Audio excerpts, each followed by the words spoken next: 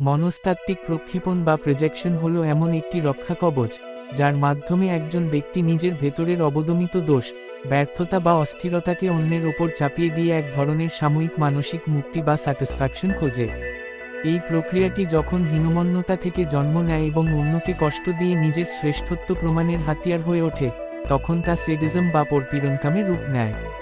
একজন সেডিস্ট বা পরপীড়ক মূলত তার নিজের ভেতরের অনিয়ন্ত্রিত আবেগীয় বিস্ফোরণ বা ওয়াইল্ড হর্স এফেক্টকে সামলাতে না পেরে সেই অবদমিত ক্ষোভ অন্যের ওপর আছড়ে ফেলে। এই বুনো ঘোড়া যেমন নিয়ন্ত্রণহীন, তেমনি একজন স্যাডিস্টের ভেতরের আদিম প্রবৃত্তিগুলো কোনো যুক্তি মানে না।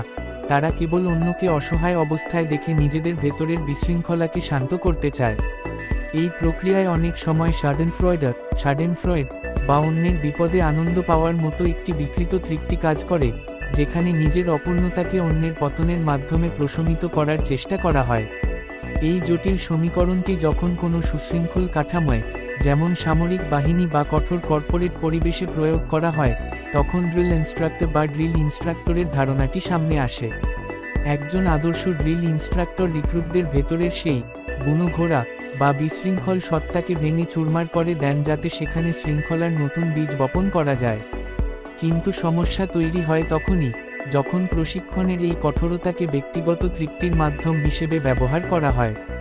যদি কোনো প্রশিক্ষক বা সিনিয়র ব্যক্তিত্ব তার নিজের অতীতের ট্রমা বা হেজিং এর শিকার হওয়ার তিক্ত অভিজ্ঞতাকে নবাগতদের ওপর প্রজেক্ট করেন, তবে সেটি আর গঠনমূলক শিক্ষা থাকে না, সেটি হয়ে দাঁড়ায় ব্যক্তিগত প্রতিশোধ বা ক্ষমতার বিকৃত চর্চা। বর্তমান পেশাদার বা কর্পোরেট জগতেও এই চিত্রটি অত্যন্ত প্রকট। অনেক ক্ষেত্রে ঊর্ধ্বতন কর্মকর্তারা প্রশিক্ষণের দোহাই দিয়ে আসলে নিজেদের কর্মক্ষেত্রের চাপ বা ব্যক্তিগত ব্যর্থতা অধস্তনদের ওপর প্রজেক্ট করেন।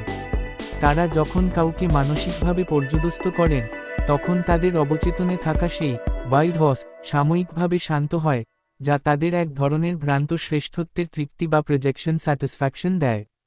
এই টক্সিক পরিবেশ থেকে বাঁচতে গ্রে রক মেথড বা ধূসর পাথর কৌশল অত্যন্ত কার্যকর, যেখানে আক্রান্ত ব্যক্তি কোনো আবেগীয় প্রতিক্রিয়া না দেখিয়ে আক্রমণকারীর বিকৃত তৃপ্তির উৎস বন্ধ করে দেয়। এর পাশাপাশি লজিক ও ডেটার মাধ্যমে একটি সুরক্ষা প্রাচীর তৈরি করা প্রয়োজন।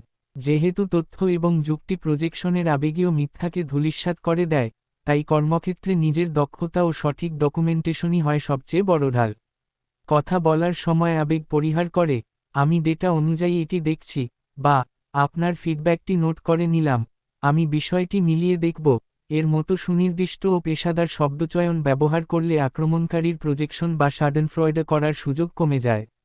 নিজের পেশাদার সত্তাকে ব্যক্তিগত সত্তা থেকে আলাদা রাখা এবং নিজের সৃজনশীল জগৎকে সংরক্ষিত রাখাই হলো এই মানসিক যুদ্ধ জয়ের চাবিকাঠি।